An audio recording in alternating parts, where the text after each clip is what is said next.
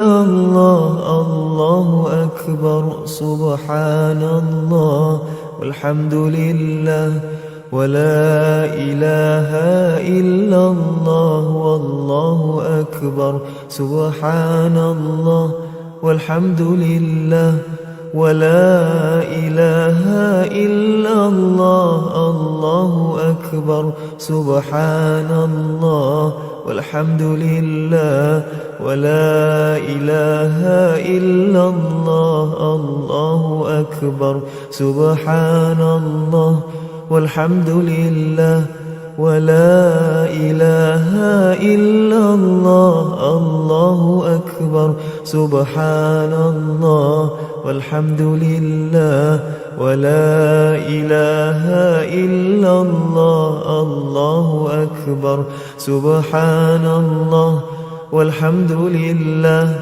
ولا إله إلا الله الله أكبر سبحان الله والحمد لله ولا إله إلا الله الله أكبر سبحان الله والحمد لله ولا إله إلا الله الله أكبر سبحان الله والحمد لله ولا إله إلا الله والله أكبر الله الله الله يا الله الله الله الله يا الله الله يا الله الله يا الله الله يا الله الله يا الله الله الله الله يا الله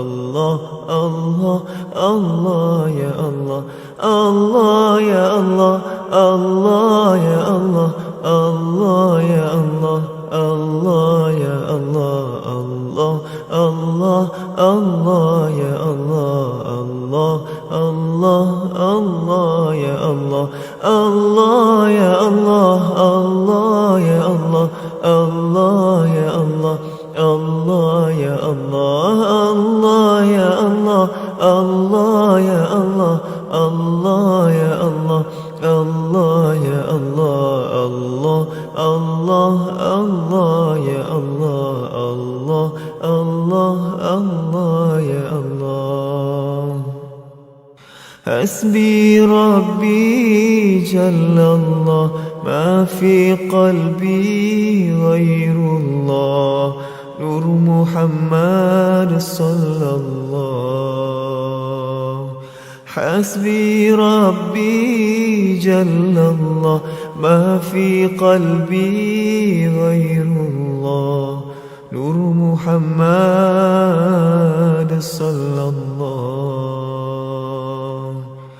لا إله إلا الله لا إله إلا الله لا إله إلا الله محمد رسول الله لا إله إلا الله لا إله إلا الله لا إله إلا الله محمد رسول الله لا إله إلا الله لا إله إلا الله لا إله إلا الله محمد رسول الله لا إله إلا الله لا إله إلا الله لا إله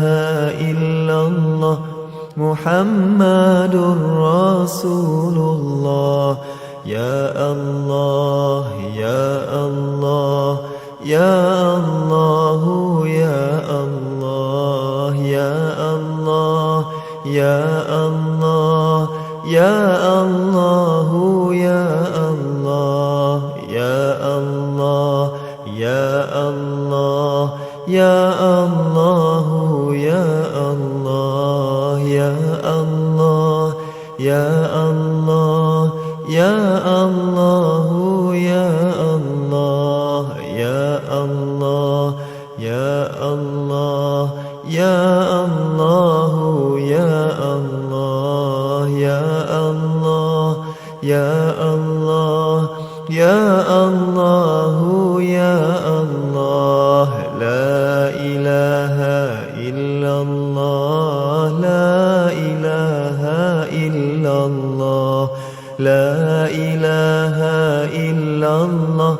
محمد رسول الله لا إله إلا الله لا إله إلا الله لا إله إلا الله محمد رسول الله سبحان الله والحمد لله ولا إله إلا الله الله أكبر سبحان الله والحمد لله ولا إله إلا الله والله أكبر سبحان الله والحمد لله ولا إله إلا الله الله أكبر سبحان الله والحمد لله ولا إله إلا الله الله أكبر سبحان الله والحمد لله ولا إله إلا الله الله أكبر سبحان الله والحمد لله ولا إله إلا الله الله أكبر سبحان الله والحمد لله ولا إله إلا الله الله أكبر سبحان الله والحمد لله ولا إله إلا الله الله أكبر سبحان الله والحمد لله ولا إله إلا الله.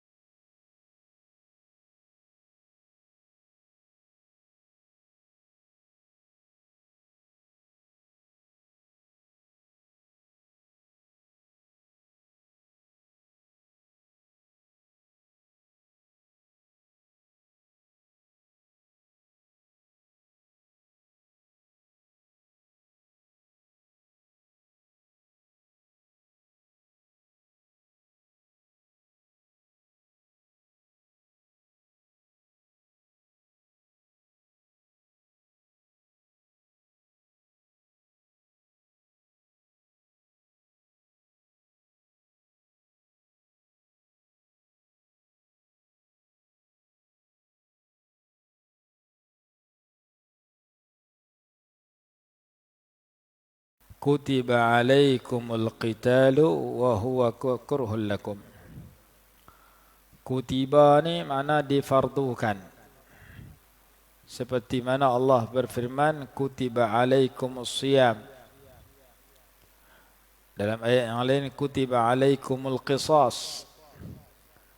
Diwajibkan kepada kamu berpuasa, diwajibkan ke atas kamu berpuasa, dan diwajibkan ke atas kamu melaksanakan hukum qisas.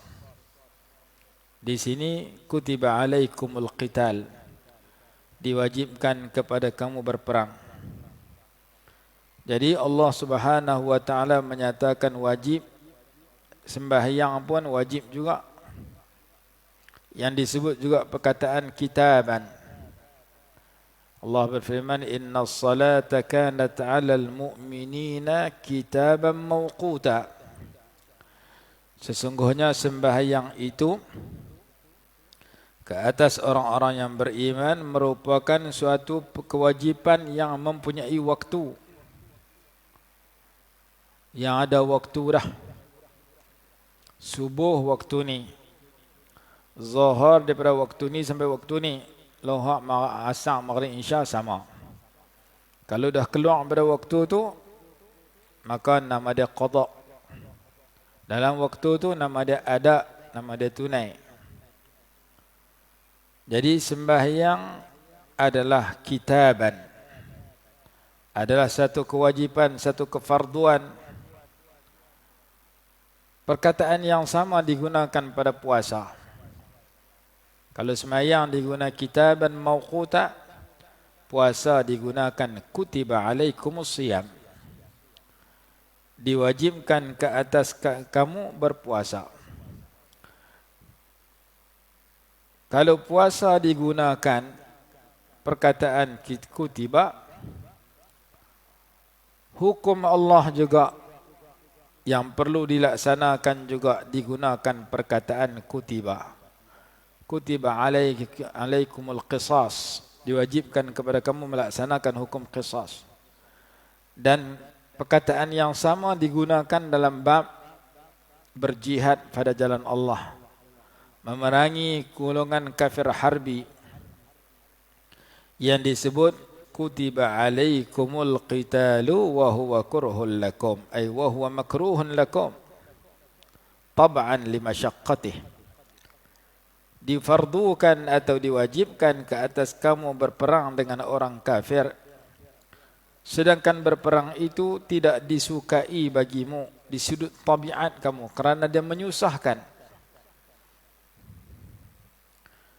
Jadi orang yang dah semayang, dah puasa, kerana semayang dan puasa itu satu kewajipan, maka jangan dia lupa ada juga kewajipan yang lain yang digunakan perkataan yang sama, yaitu kewajipan melaksanakan hukum Allah Subhanahu wa taala dan menyokong orang-orang yang nak melaksanakan hukum Allah.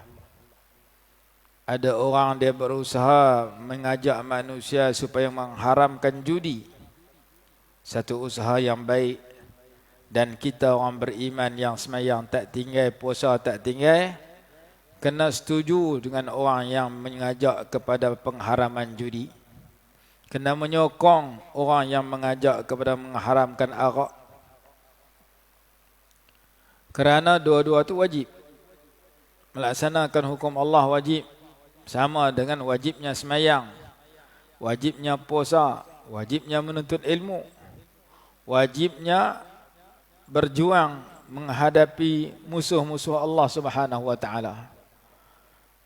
Jangan ada sebagaimana orang dia kata, aku kira mayang puasa, mayang bang sudah. Kekah aku buat. Kenuri kekah orang mati, aku ambil berat nak tu. Hak lain hukum-hukum ni aku tak peduli lah. Aku cara cari makan lah. Tak. Kerana dua-dua tu sama-sama wajib. Semayang wajib, hukum Allah juga wajib. Dalil perkataan digunakan sama. Sembahyang kitaban mawquta. Puasa kutiba alaikumul siyam. Puasa wajib, hukum Allah kutiba alaikumul qisas. Hukum Allah berjihad dan berjuang kutiba alaikumul qital. Diwajibkan kepada kamu berperang. Yakni menghadapi kafir harbi. Kafir harbi, orang-orang kafir yang memerangi Islam.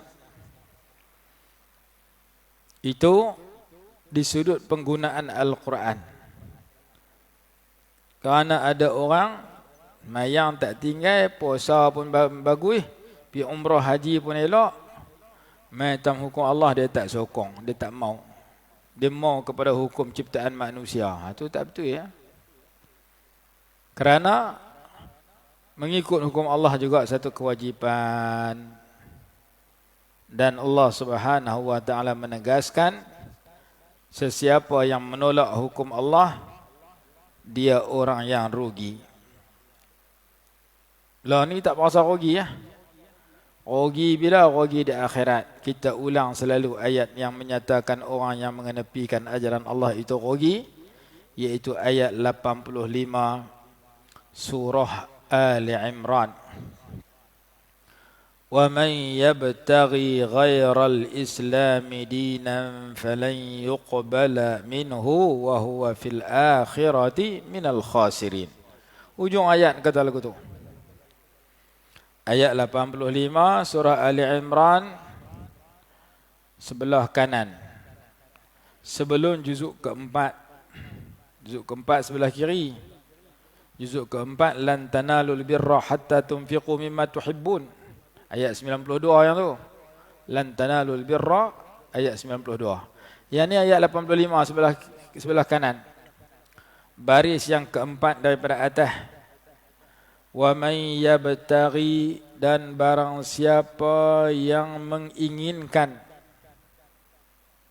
barang siapa yang mencari ghairal islami dinan, selain Islam sebagai agama dia, mencari Islam sebagai cara hidup dia, dia tak mau hidup cara Islam dalam bab-bab tertentu ataupun dalam semua bab, falan yuqbala minhu, maka tidak akan diterima daripadanya.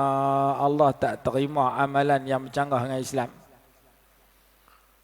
Tak puasa bercanggah dengan Islam, tak semayang bercanggah dengan Islam, tak ikut hukum Islam bercanggah dengan Islam, tak tutup aurat bercanggah dengan Islam, suka dengan riba, suka dengan judi, suka dengan arak bercanggah dengan Islam. Apa-apa sahaja kehidupan seseorang yang bercanggah dengan Islam, Allah Ta'ala sebut dua akibat dalam ayat ini. Akibat buruk dia ada dua. Yang pertama, Allah tak terima amalan itu sebagai satu amalan yang baik. Yang kedua, dia akan rugi di akhirat. Wa huwa fil akhirati minal khasirin. Dan dia di akhirat kelak termasuk golongan yang rugi, termasuk orang-orang yang rugi. Dunia nampak untung, dunia tak berasa apa, tapi akhirat Allah Ta'ala kata aku jadikan dia orang rugi. Orang rugi ni orang yang kalau rugi di dunia boleh ganti balik, boleh usaha balik. Menega rugi boleh menega alim pula.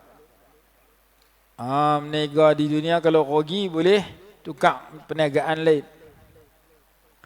Tapi akhirat rugi tak boleh nak tukar balik lah.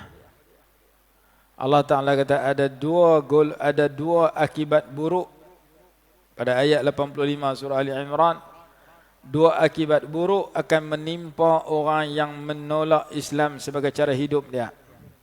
Akibat yang pertama, kerja buat dia Allah tak terima sebagai amal soleh. Akibat yang kedua, dia termasuk orang yang rugi di akhirat. Jadi kita nak keuntungan di akhirat, tak mau rugi. Maka ayat ini perlu kita faham bahawasanya Islam itu perlu menjadi cara hidup di dalam peribadi seseorang, di dalam rumah tangga seseorang, dalam masyarakat, dalam negara, dalam dunia. Apa juga kerja buat kita, kena rojok panduan Islam, kena ikut ajaran Islam. Kerana Nabi SAW diutus oleh Allah bukan suruh mengucap semayang saja, puasa saja. Kalau tekat untuk buat ibadat saja, orang Mekah tak akan lawan baginda. Orang Mekah tak akan menentang baginda kalau dekat buat ibadat seorang-seorang. Tapi oleh kerana baginda mengajak kepada Islam yang menyeluruh, mengenepikan mana-mana perkara yang bercanggah dengan Islam, maka mereka yang tak setuju akan menentang. Itulah yang berlaku kepada musyrikin Mekah, yang berlaku kepada tentera Ahzab, yang berlaku kepada munafik, yang berlaku kepada Yahudi di zaman baginda berdakwah di Mekah dan di Madinah. Sebahagian besar Yahudi lawan, orang-orang munafik lawan, musyrikin Mekah benci, kerana baginda mengajak kepada penghayatan Islam yang lengkap dalam bab diri, dalam bab suami isteri, dalam bab rumah tangga, dalam bab negeri, dalam bab negara, dalam bab dunia, dalam bab ibadat, muamalat, munakahat, jenayat, dalam bab akhlak, dalam bab akidah, semua baginda ajak ikut yang Allah redha. Maka daripada usaha yang menyeluruh itu ada muncul musuh-musuh yang tak setuju ke dalam perkara-perkara tertentu yang menentang baginda. Baginda mengajak kepada keuntungan dunia akhirat. Tak mengajak kepada rugi di mana-mana negeri. Nama ada negeri dunia, negeri akhirat. Orang yang menghadapi kerugian apabila ia mengenepikan Islam sebagai cara hidup dia. Jadi kita tanya diri kita, aku nak masuk kubur. Dalam kubur malaikat tanya, wama dinuka? Apa ikutan, apa agama, cara hidup kamu? Dan dalam kubur malaikat tanya, wama imamuka? Apakah ikutan kamu? Dua jawapan yang membawa kejayaan yang berkekalan dalam alam kubur ialah wal Qur'anu imami wal Islamu dini. Quran itu ikutan aku dan Islam itu cara hidup agama aku. Hak tu saja sesuai. Kalau hidup cara Melayu, cara orang putih, cara bukan Islam, macam mana nak jawab Islam cara hidup aku? Orang tutup aurat, dia dedah aurat. Dedah aurat bukan cara Islam, itu cara barat. Maka nak kena cek semua diri kita supaya tindakan kita dalam kehidupan sesuai dengan jawapan yang ingin kita jawab dalam kubur. Soalan bocor, tahu dah soalan tu, jawapannya kita nak kena sedia. Jawapan tu bukan boleh sedia dengan mulut cakap macam di dunia, dia kena sedia dengan amalan. Kalau kita amal sesuai dengan yang kita bakal jawab, maka itulah jawapan yang akan muncul daripada mulut kita. Man rabbuka wa man nabiyyuka wa ma'atiqaduka wa man lati mutta 'alaiha wa man ladzi mutta 'alaihi wa ma ikhwanuka, itu akan ditanya. Siapa Tuhan kamu, siapa nabi kamu, atas apa kamu mati? Banyak soalan. Wa ma ikhwanuka, siapa saudara-saudara kamu? Saudara aku orang-orang Islam, beruntung. Wal mu'minuna ikhwani, orang beriman saudara aku, untung. Wa ma ikhwanuka, siapa saudara kamu? Saudara aku orang beriman. Innamal mu'minuna ikhwatun. Wa ma dinuka, wa ma imamuka, siapa ikut imam kamu, ikutan kamu, siapa agama kamu? Islam agama aku. Islam aku hidup dengan berpandukan kepada Islam. Aku jadikan Quran sebagai ikutan aku. Hak tu beruntung. Betulkah kita jadikan Quran sebagai ikutan sedangkan kita tak faham banyak ayat? Ikut kena faham. Kita sembahyang nak ikut tu imam, kena tahu masa mana dia takbiratul ihram, masa mana dia baca Fatihah untuk kita baca amin selepas dia, masa mana dia rokok untuk kita rokok selepas dia. Kalau kita tak tahu, kita pakai agak, kadang-kadang kita potong dia tak rokok lagi, kita rokok dulu. Dia tak takbir lagi, kita takbir dulu. Maka sembahyang kita tidak sah. Nak ikut imam mesti tahu pergerakan imam, mesti tahu bacaan imam dengan dua perkara, melihat dan mendengar, atau salah satu. Tak boleh tengok, dengar, tak boleh dengar, tengok, atau dua-dua sekali. Kalau dua-dua tak boleh buat, tengok pun tak nampak, dengar pun tak boleh ikut tu imam.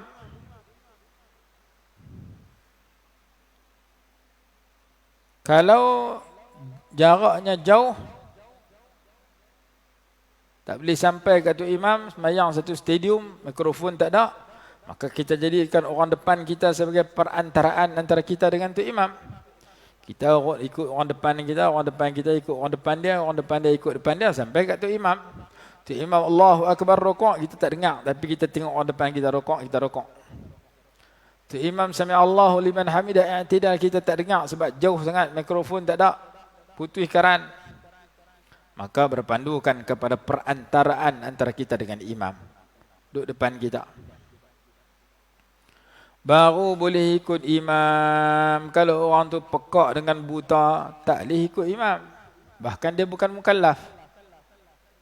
Orang nak ajak kadang dia tak dengar, orang nak tunjuk dia tak nampak. Maka orang yang dilahirkan pekak dan buta masuk syurga peri ya. Tapi kalau ada salah satu mukallaf, maka syarat nak ikut imam mesti kena tahu apa imam baca, melalui tahu masa mana imam rukuk i'tidal, melalui pendengaran dan penglihatan macam kita sembahyang lah. Kita nampak tu imam bergerak, kita dengar tu imam baca. Kalau dua-dua tu tak boleh, salah satu. Sama ada mendengar sahaja atau melihat sahaja. Kalau dengar pun tak, melihat tak, mesti kena ada makmum lain jadi perantaraan antara kita dengan imam. Baru boleh ikut. Baru kita tahu masa mana dia duduk antara dua sujud, masa mana dia i'tidal, masa mana dia tasyahud akhir, masa mana dia bagi salam. Baru betul ikut imam. Tak serentak dengan imam. Melainkan dalam bacaan amin. Yang lain bagi imam pi dulu, baru kita ikut belakang. Baru betul cara ikut imam. Begitu juga Quran.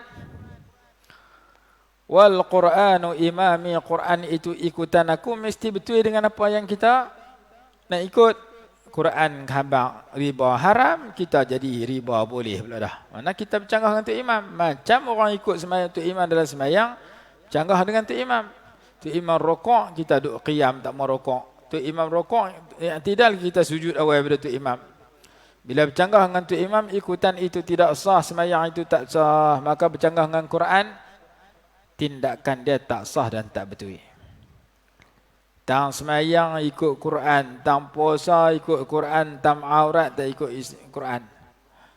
Tang semayang ikut Quran, tang puasa, tang haji ikut Quran, tang zakat ikut Quran.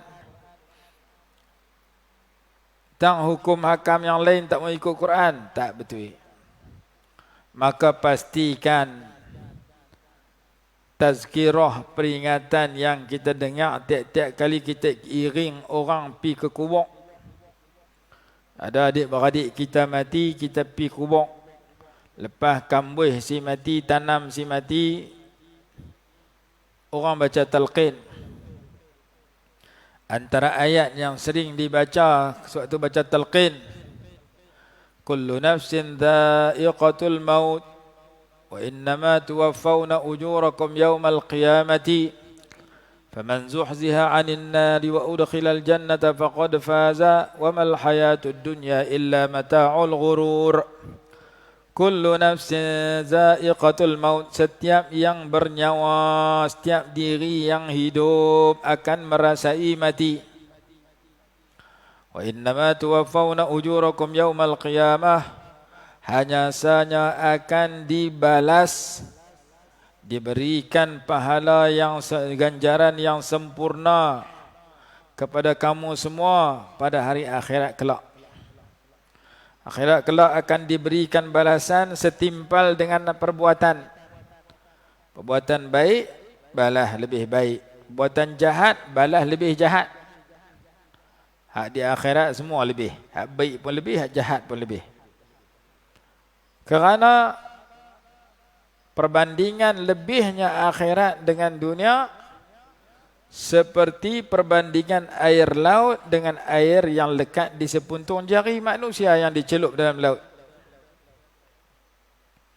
Hadis Imam Muslim menyatakan, mad dunya fil akhirati illa kamathali an yaj'ala ahadukum usbu'ahu fil yammi falyanzur bima yarja'.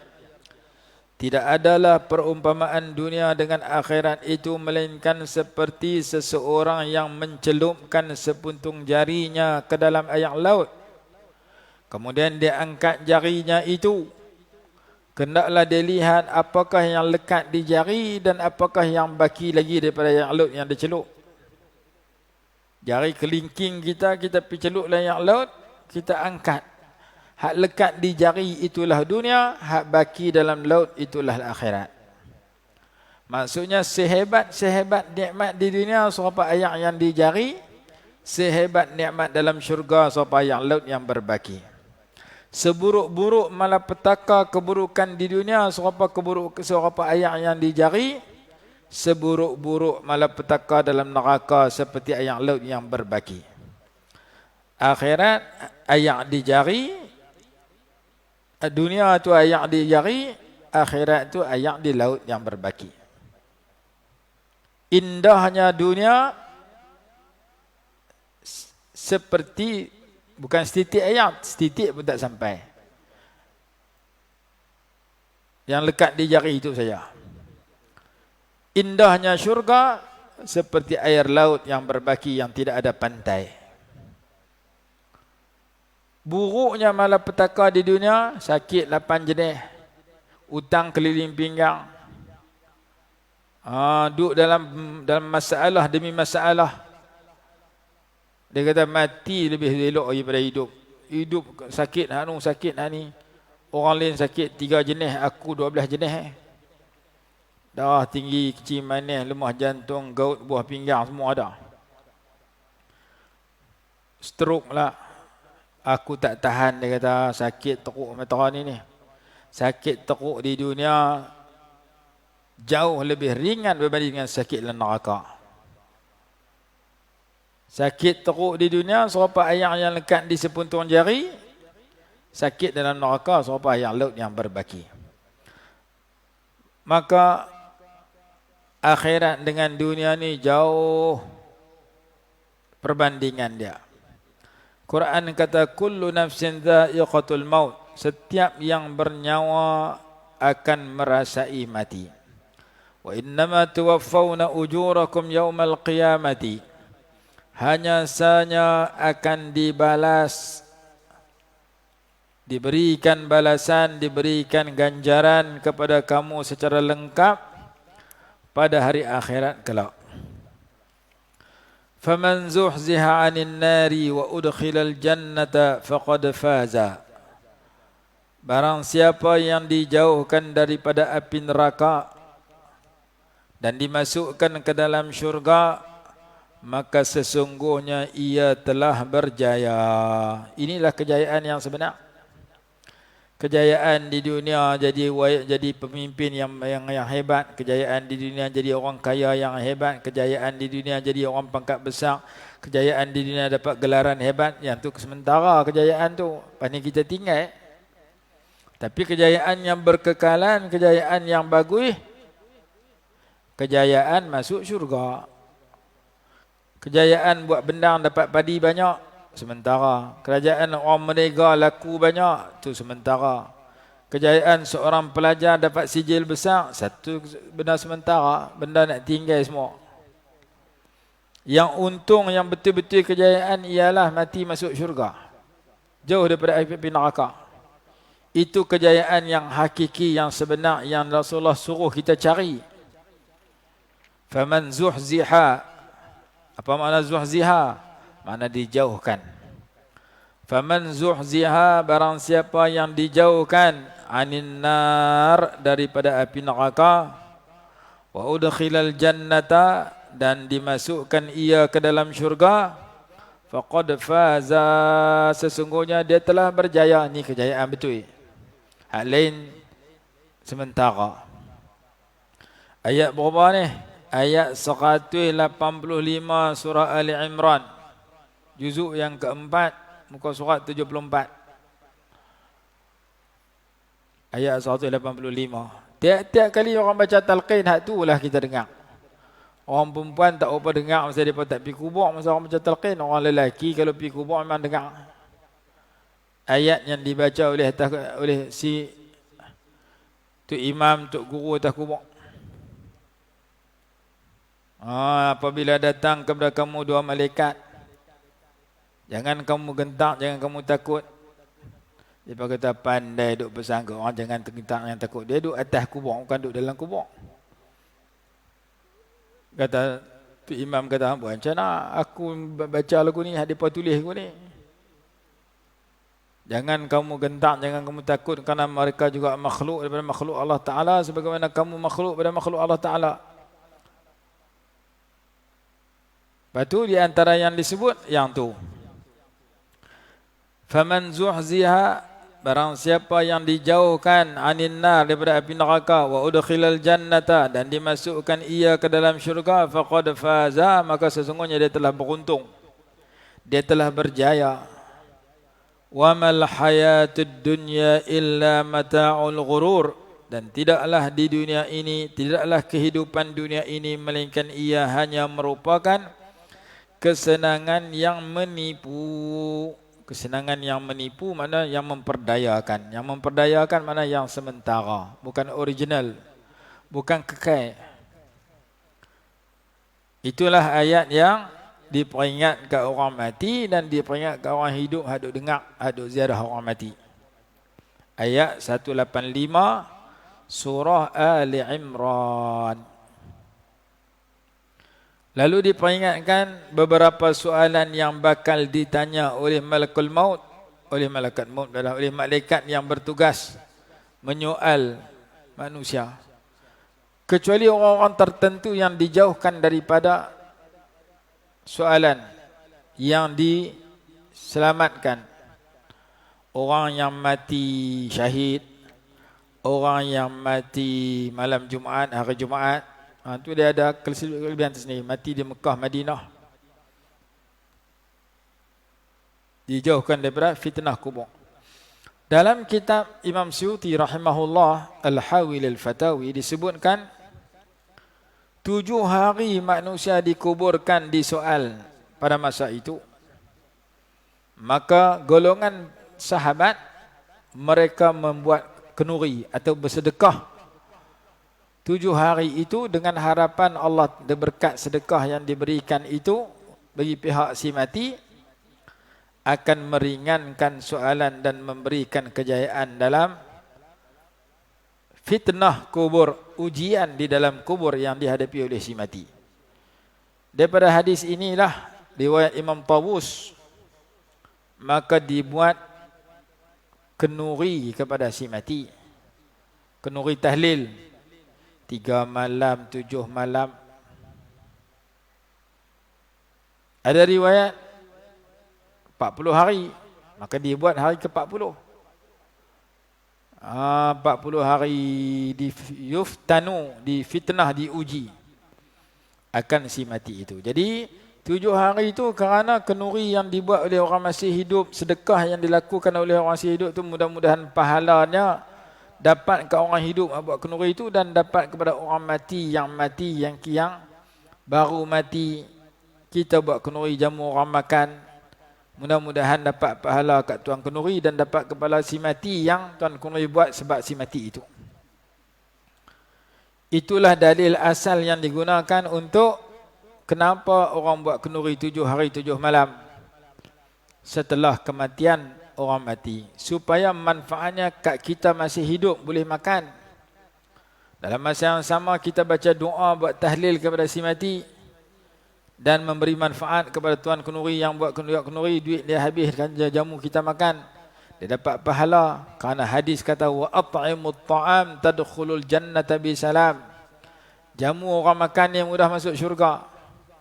Ayyuhan nas afshus salam wa at'imut ta'am wa sallu bil laili wan nasu niyam tadkhulul jannata bi salam. Wahai orang ramai, Nabi SAW bersabda dalam hadis Bukhari dan lainnya, riwayat Abdullah ibn Salam radhiyallahu anhu, ayyuhan nas, wahai manusia, afshus salam, sebarkan salam. Sebarkan salam. Sebarkan salam ni salam yang macam mana? Salam yang disebut sebagai Assalamualaikum ataupun Assalamualaikum warahmatullahi, ataupun assalamualaikum warahmatullahi wabarakatuh, ataupun assalamualaikum warahmatullahi wabarakatuh wa maghfiratuh, ataupun assalamualaikum warahmatullahi wabarakatuh wa maghfiratuh wa ridwanuh. Panjang salam macam-macam jenis. Kita salam tu kita tak sebab, kita duk sebab salam subuh, salam tahajud, salam satu Malaysia. Pikuk tu pula dah. Salam satu Malaysia pula kita. Salam-salam yang tu macam kita ucap selamat pagi. Kalau kita tulis dalam WhatsApp kita hantar orang salam tahajud. Tu kira hantar pukul 5 pagi tu. Gerak orang mungkin main tahajud. Salam subuh, hantar lepas subuh. Boleh ke tak boleh sebut salam subuh tu? Salam mana keselamatan, subuh mana waktu subuh. Dia doa keselamatan pada waktu subuh. Dia bukan doa kat masa tu, doa kat kita yang dia hantar. Kemarin dulu orang hantar WhatsApp kat saya tanya, Ustaz tolong cerita apa hukum duk hantar lagu ni? Salam subuh, salam apa semua ni? Jadi saya jawab kat dia, salam subuh tu serupa selamat pagi. Selamat pagi ni kat orang Melayu pun kita ucap, kat orang Cina, Hindu pun kita ucap. Jumpa cikgu kita, nama Ah Chong, mengajar matematik. Selamat pagi cikgu. Selamat petang cikgu. Guru kita Cina ke Hindu ke Melayu ke Islam ke kafir, kita ucap selamat pagi, selamat petang. Sekadar itu sahaja. Adat kita sebut sedemikian. Tak salah, tetapi ada yang lebih afdal daripada itu. Selamat pagi ucap ke orang bukan Islam, tetapi kepada orang Islam, Assalamualaikum. Assalamualaikum warahmatullahi. Itu ada dalam hadis dan itulah yang terbaik. Jadi kalau salam subuh sama dengan selamat pagi. Cuma salam subuh, salam tu bahasa Arab, subuh tu bahasa Arab. Salam tu bahasa Melayu kata selamat, subuh tu bahasa Melayu kata pagi. Kita ucap selamat pagi, selamat petang kepada orang bukan Islam sesuai. Kerana apa? Kerana tu bahasa sekadar adat. Orang bukan Islam yang tidak menentang Islam, bukan kafir harbi. Maka selamat pagi ni boleh guna untuk semua orang, Islam atau bukan Islam. Tapi Assalamualaikum di sisi jumhur ulama, di sisi kebanyakan ulama hanya guna untuk orang Islam. Orang bukan Islam, Rasulullah tak guna Assalamualaikum. Rasulullah guna Salamun ala man ittaba'al huda. Nabi SAW tulis surat kepada pembesar-pembesar yang belum Islam untuk mengajak mereka kepada Islam. Rasulullah SAW pesan kepada sahabat, tulis Salamun ala man ittaba'al huda. Semoga Allah kurniakan keselamatan kepada orang yang mengikut petunjuk Allah. Kalau kamu masuk Islam ikut petunjuk Allah, selamatlah kamu. Kalau kamu tolak Islam tak mengikut petunjuk Allah, tak selamatlah kamu. Rasulullah sebut secara ringkas. Salamun ala man ittaba'al huda, sebab tu hantar surat kepada raja-raja Kisra, raja Parsi, raja Rom, raja Hercules dan sebagainya dalam menyeru mereka kepada Islam. Jadi kita dapati bahawasanya hadis kata afshus salam, sebarkan salam. Wa at'imut ta'am, jamu orang makan. Wa sallu bil laili wan nasu niyam, dan semayanglah kamu di malam hari ketika orang sedang tidur. Kalau ini boleh kamu lakukan, ada lagi riwayat kata perbaguskan kata-kata kamu. Wa atibil kalam, perelokkan kata-katamu. Sebarkan salam, jamukan makan,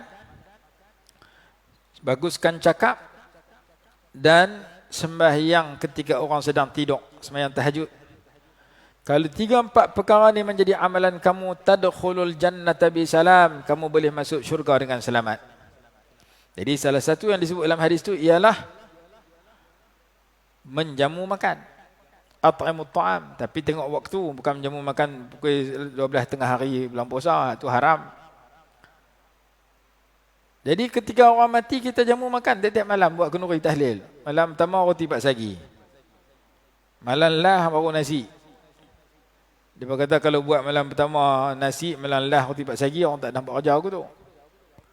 Malam pertama roti canai. Yang kedua bihun. Alah kali baru nasi. Itu adat kita lagu tu. Jadi tiap-tiap makanan yang dijamu itu memberi manfaat kepada pemakan. Hak makan dapat kenyang. Hak bagi makan dapat pahala. Hak si mati juga dapat pahala mudah-mudahan daripada makanan yang dijamu dan daripada bacaan-bacaan yang dibaca oleh si yang masih hidup seperti Fatihah, Qul huwallah dan sebagainya dan doa.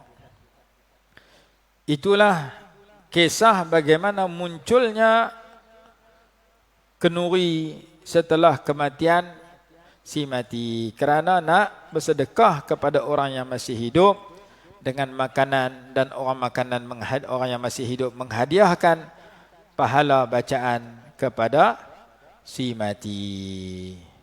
Jumhur ulama kata boleh. Yang tak boleh orang Wahabi. Wahabi tak bagi. Tahlil dia tak mau, bid'ah makan kenuri pun dia tak mau. Dia tak mau. Jenis-jenis itu. Ulama kita buat ada dalil yang mereka gunakan. Jadi dalam hadis tu kata at'imut ta'am wa sallu billahi, semayang di malam hari ketika orang sedang tidur. Bila paling bagus semayang malam hari ketika orang tidur? Mula malam ni. Semalam mula dah, malam ni malam kedua. Paling bagus semayang di waktu orang tidur adalah malam 10 terakhir daripada bulan Ramadan. Kita insya-Allah malam ni kita jumpa. Sebelum ni kita ada sembahyang 2 rakaat bagi lebih. Jadi surau kita malam ni kita mula bagi lebih sikit. Mentara nak sampai raya. Lepas raya, patah balik jadi macam biasa balik. Kerana Nabi SAW pulun lebih pada 10 yang terakhir. Nak ikut sunnah Nabi SAW. Cuma Rasulullah sembahyang lengkap sempurna elok. Kita lebih sikit pada bulan hari lain. Nak lebih macam mana? Kita bagi jadi 8 rakaat. 2, 4 kali sembahyang habis 8 rakaat. Mungkin 1 rakaat 1 muka ataupun setengah muka. 1 rakaat setengah muka. 8 rakaat 4 muka. 2 lay habis. Jadi selalu depa duk mangkit tahajud 5.10, malam ni kita mangkit 4.30. 4.30 tu kira lewat dah tu. Masjid Guak 3.30. Masjid Guak malam ni 3.30. Depa kali sembahyang tasbih. Yang tasbih, yang tahajud. Jadi kita di sini insya-Allah mana jaga boleh lah main semayang ni. Pukul 4.30 kita mula. Mungkin 5.10 habis. Boleh lah semayang 8 rakaat. 2, 1 rakaat 1 muka, 1 rakaat setengah muka, 2 muka, setengah jam 40 minit habis dengan baca doa. Mungkin 5 suku 5.20 tamat sampai habis Ramadan. Biasa kita duduk semayang 2 rakaat saja. Malam ni kita mula semayang 8 rakaat insya-Allah. 8 rakaat. 2, 4 kali semayang, 4 kali salam. Jadi 3-4 amalan. Wa atibil kalam, afshus salam, wa at'imut ta'am, wa atibil kalam, wa sallu bil laili wan nasu niyam. Sebarkan salam, sebarkan keselamatan, sebarkan kesejahteraan, sebarkan doa untuk keselamatan orang lain melalui salam. Wa at'imut ta'am, jamu makan kat orang, buat kenuri, bagi kat jiran, bagi orang buka puasa, bagi orang makan sok, bagi kat kucing, bagi kat ayam, semua tu jadi pahala. Bagi kat orang bukan Islam sebelah rumah kita, yang tak memerangi kita, dapat pahala. Orang bukan Islam jamu dapat pahala, bagi orang Islam lagi banyak pahala. Bagi kat binatang pun dapat pahala, bagi kat orang lagi banyak pahala. Jadi yang kedua at'imut ta'am. Yang ketiga perbaguskan kata-katamu, cakap bagi elok. Yang keempat sembahyanglah di malam hari ketika orang ramai sedang tidur. Kalau 3-4 perkara ni boleh menjadi amalan kamu, tadkhulul jannata bisalam, pasti kamu boleh masuk syurga dengan selamat. Hadis kata lagu tu. Jadi kita ambil last malam ni, iaitu sembahyanglah kamu di malam hari ketika orang ramai sedang tidur. Ada orang lebih banyak daripada itu. Saya biasa singgah satu masjid malam 27. Dia kerja semayang ataupun dia baca Quran.